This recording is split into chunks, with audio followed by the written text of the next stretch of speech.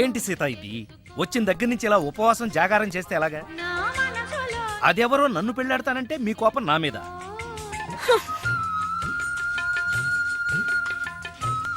నువ్వేంట్రా? ఏ శివ దీక్ష అయ్యప్ప దీక్ష చేస్తే నీ ప్రేమ ఫలిస్తుంది కానీ ఇలా నా మీద నిరాహార దీక్ష చేస్తే ప్రయోజనం ఉందిరా బాబు. హలో హలో, విన్నావా? ఎప్పుడో మర్చిపోయిన త్యాగరాయ కృతిని మళ్ళీ కేవి మహాదేవన్ గారు ట్యూన్ చేస్తే ఫ్రెష్ గా ఉంది. మనసు కూడా అంతేరా. ఆ బ్యాంకాక్ పిల్లని మర్చిపోయి ఇంకెవరినన్నా ఫ్రెష్ గా ప్రేమించు. కరెక్ట్ గా చెప్పారు. ఇలాగే నా ఫ్రెండ్ ఒకడు మిథున్ చక్రవర్తి అని అప్పజయ్ అనే అమ్మాయిని ప్రేమిస్తే పెళ్లి చేసుకోమంటే పిచ్చ కండిషన్స్ పెట్టిందని ఇదిగో నీలా ఫీల్ అవ్వకుండా ఆ ఇంట్లో 10 మనిషి లేచిపోయాడు. చీలే, ఎపిసోడ్ 10,000 ఇస్తున్నాం కదా అని ఏదో కథలు చెప్తావా? పడగా పద. సార్ సార్, నేను బ్యాంకాక్ వెళ్ళొచ్చిన దగ్గర నుంచి నాకు సందేహం. ఈ లోకంలో పెళ్లి కాని వాళ్ళందరినీ వదిలేసి పెళ్ళైన మిమ్మల్ని చేసుకోవటం వెనకాల ఆమెకి ఏమైనా కథ ఉందంటారా? కథ చెప్తా. అనగనగా ఓ ఆకలేసిన బిడ్డ, వాడి చేతిలో ఓ బెడ్డ, దూరంగా ఓ చెట్టు, ఆ చెట్టుకో పండు. ఈ బిడ్డ బెడ్డతో ఆ పండును కొట్టాడు. అది గురి తప్పి పక్కనే ఉన్న పిట్టకు తగిలింది. ఆ పిట్ట భయపడిపోయి రెట్టేసింది. ఇప్పుడు చెప్పు, తప్పు ఆకలిగొన్న బిడ్డదా, పండిన పండుదా, గురి తప్పిన బెడ్డదా, రెట్ట వేసిన పిట్టదా? అయ్ బాబోయ్, ఏంటి మొత్తం వినేసావా? నా సంగతంతా తెలిసిపోతే నా కొమ్ము మునిగిపోతే. ఏంటి తెలిసిపోయేది? బిడ్డ బెడ్డ పిట్ట రెట్ట అంతేనా? అసలు కథ నొక్కేసి పిట్ట కథలు చెప్తున్నాడు నువ్వు. అంటే నీ కథేమీ అర్థం అవ్వలేదా?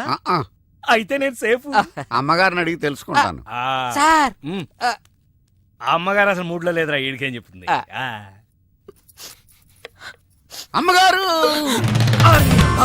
నీ అరుపుతో గుండాగిపోయినంత పనైంది కదా. అమ్మగారికి ఏమైంది? అమ్మగారు బానే ఉంది కదా? బాగానే ఉందా? నీ కళ్ళతో కాదు, నా కళ్ళతో చూడు. కళ్ళజోడు తీశాను. ఈ చెత్త కళ్ళతో చూస్తే ఎవడైనా ఏడుస్తున్నట్టుగానే ఉంటుంది. ఆ కన్నీళ్లు చూడు.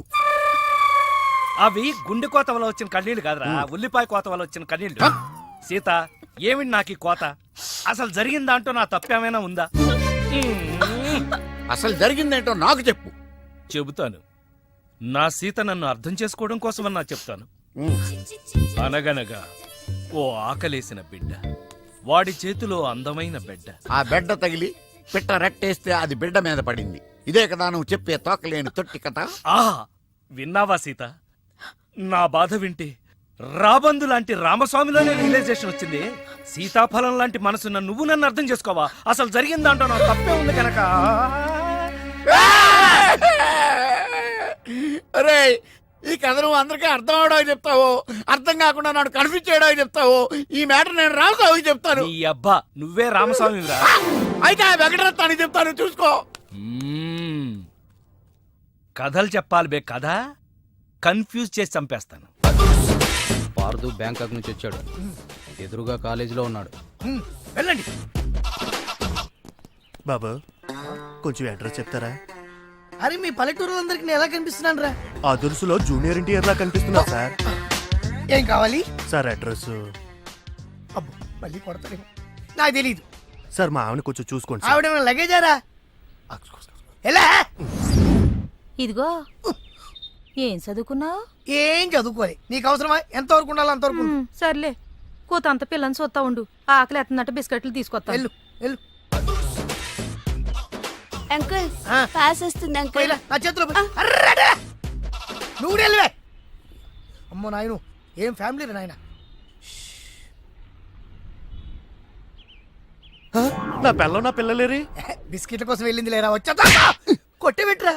అది వెళ్తానంటే పంపిస్తావా? అది నా పిల్లవా నీ పిల్లవా? నువ్వు చెప్పినట్టు ఇడదా, నేను చెప్పినట్టు ఇడదా? వస్తుందా? వెయిట్ చేయి. అది రాదు, ఎవరితో లేచిపోయింది. ఆ ముక్క ముందు చెప్పాలి కదరా. నా పిల్ల ముందు చెప్తాను రా. ఉండరా, నీ మీద పోలీస్ కంప్లైంట్ ఇచ్చొస్తాను. నా పిల్లేర్రా. వాళ్ళు వచ్చేస్తారు కానీ లేచిపోయిందని నువ్వు తొందరగా వచ్చావేంటే? నేను లేచిపోవటం ఏంటి? ఉండు, నీ సంగతి పోలీస్ స్టేషన్ లో చెప్తాను. మొగుడు కూడా అక్కడికి వెళ్ళి వెళ్ళవే. మీ అమ్మ నాకు తెలియదురా. ఓ మీరా? వాడు దొరికాడా? దొరకలా. నేను అందరికి దొరికిపోతున్నాడు. ఎవడు పడితే వాడొచ్చి కొట్టి వెళ్ళిపోతున్నాడు.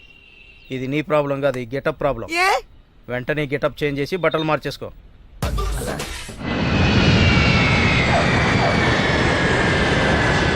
ఏమండోయ్, మీ రాశివారు ఇంతకాలం పడుతున్న బాధలు ఈ రోజుతో పోతాయా? కాదు, అలవాటైపోతాయి. సడన్ గా అదృష్ట దేవత మీ తలుపు తడుతుంది. అదిగో. ఎవరమ్మా అదృష్ట దేవత? కాదు, పాదు లవ్ చేసిన మీనాక్షిని.